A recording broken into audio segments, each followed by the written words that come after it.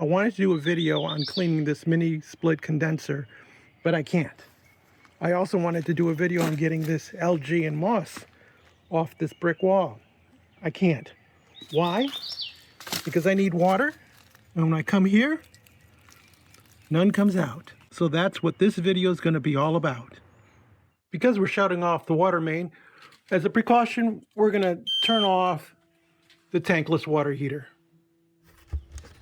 First thing we need to do is find the main water shutoff valve and then actually reach down and close it. Fortunately, this one's only a quarter turn. Now with closed off water to the house, I'm going to open one of the fixtures inside to relieve the pressure. Not having a basement, we have to use the crawl space to gain access to the pipes underneath. Once underneath the house, we locate the pipe coming through the wall. And then we started following this PEX, and so far no breaks in it. We're going to work our way to the other side of that beam and see what we can find. Coming from the other side of the beam, we follow the pipe and we discover our problem.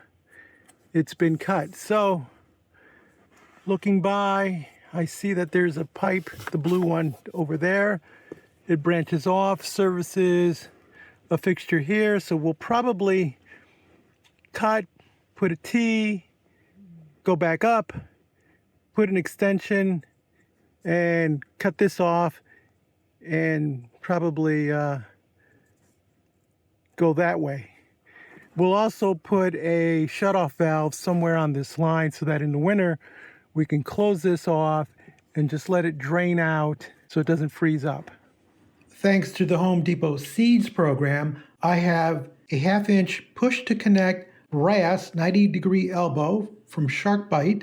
I also have a 1/2 inch push to connect brass ball valve, also from Sharkbite. In addition, I picked up 2 90-degree elbows just in case I need them for this project. The advantages to using the Sharkbite push to connect: no soldering, no glue, no unions, no clamps are required to connect.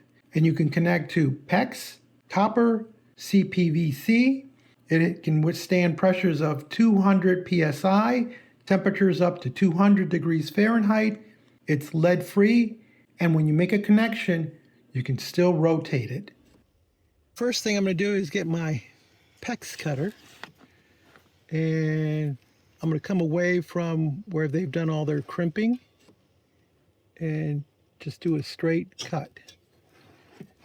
And that's what you want, a smooth, straight cut, so that when we use the shark connectors, they will mate. Because if it's not smooth or very straight across, then you'll get a poor seal, and then you'll complain that sharks are worthless and that they leak. We have our 1/2 inch elbow that we're just going to attach on this end, push all the way until it stops.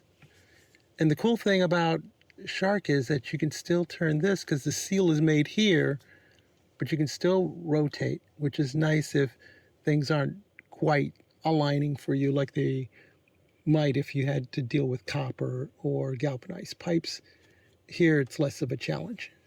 Slight change of plan. Instead of going out that way and tapping into this, I don't have a straight, which I think I'm going to need because I don't think I have enough pipe because this is flex. So if we come all the way over to this end, here's another cold water feed. I can put a T on here, come across, and mate with a 90, put a 90 here, put a short piece of PEX, and then I can catch this end here, and I should have cold water going out to my outdoor spigot. So we have no water pressure in the house. That doesn't mean that there isn't water in this pipe. We're going to cut across it straight. I have a bucket underneath.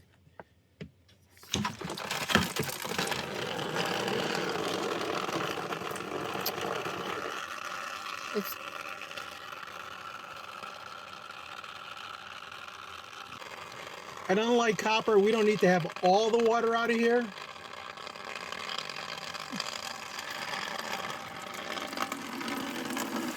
but there certainly seems to be a lot of water in this line. So we'll just let it drain out. Okay, it's a little cramped in this space, but here's my T. This is the new PEX line that we're going to run out. And I'm just going to mate part of the T into it. Make sure it goes all the way in. It's fully seated. Now I'm going to seat one end of that to our supply line. I have to wrap my legs around this bucket.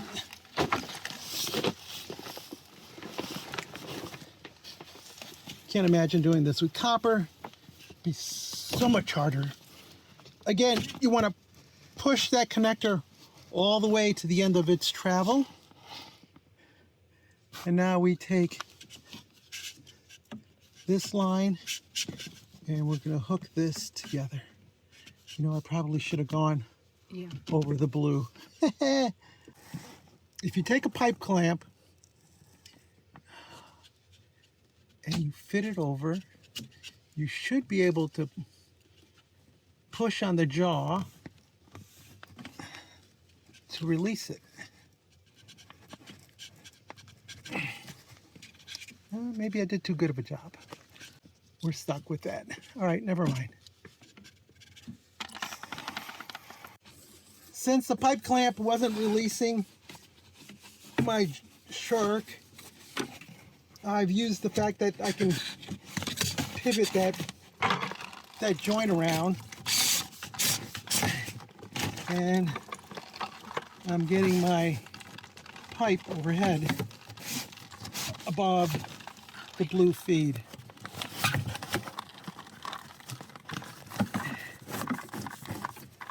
The end result is that now I can make a better connection from this connector to this pipe coming down. Now we're ready to catch this pipe. Again, we push it in and we make sure it's all the way in to the end of travel, because if you don't, it's going to leak on you.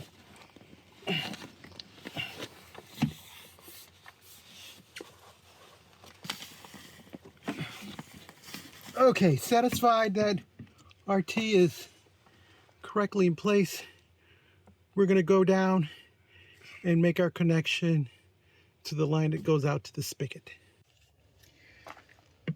So we need to add this shut-off valve to this spigot. And what I'm thinking of doing is I'm going to put this on the other side of the beam. So before I make this connection with the 90 going into here with the little piece of PEX, I'm going to cut this further down, insert this in line. That way I'll know my final length of this, and then make this cut, because this is, I'm just only going to cut this pipe once. Here's the pipe that goes to the spigot, goes across the crawl space, and here's our, right here it starts to take a dip down to the spigot. So I'm thinking this is a good place to put that shut-off valve. So I'm going to do a cut here, insert the shut-off valve, probably put a strap on this side to secure it. Then we'll go back and finish our connection. We grab our pipe. There's a little bit of play so I can get behind it. I want to do a straight as possible cut. Oh, you know, I lied to my wife. I told her there wouldn't be any water coming out of there. Must be residual water in the line. So now I'm going to insert the valve until it fully seats. And I need to cut off this much, because you can see where there's a little line here, which is the end of how far the pipe will go into. And if I end up being too short, I can always pull this line since it's closed off, open at the other end.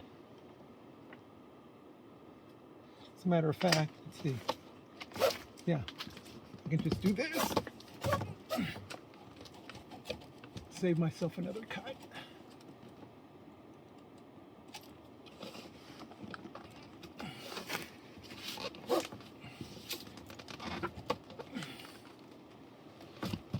again, you want to make sure those two pieces come together to the end of travel so that there's no leaks. Now I'm going to put a clamp here so it doesn't make noise and it supports some of this weight. So in the winter, when I need to shut this off, I just come over here and turn the valve. It's quarter turn, shuts it off, let this water drain out of the spigot, and there's no chance of the spigot valve being damaged when we hit freezing temperatures.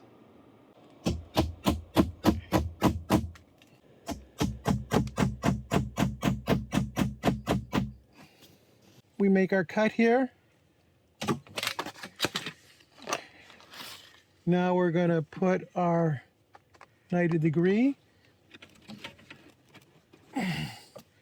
And now I'm going to get a piece of pipe to go in between those two. Don't need much. I'll make sure this is a clean piece of pipe. That's crooked. That's straight. Come down here.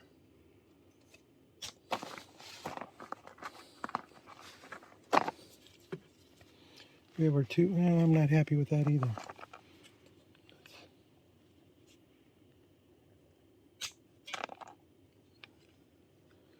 Pretty soon I won't have any pipe left.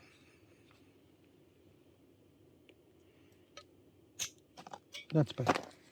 Okay. I'm going to go in on the top. That's all the way in. Come down here on the bottom. All the way in. Okay.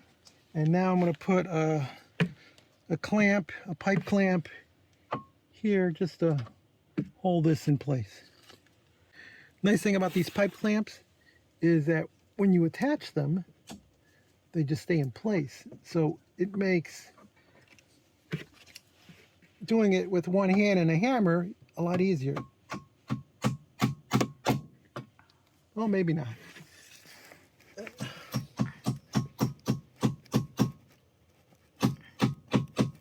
In an awkward position here to hammer.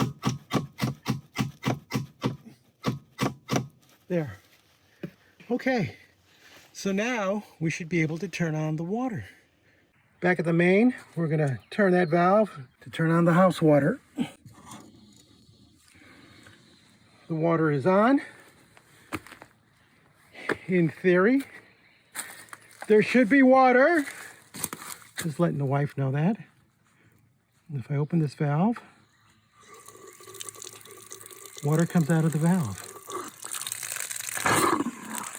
And there's air in the system because, of course, it was just drained. But now the real question is not only did I get water here, but are all those connections holding? Now, this needs to be secured a little bit better. Maybe that's for another video. Anyway, so that's closed off. And we're going to check inside to see if we have any water leaks.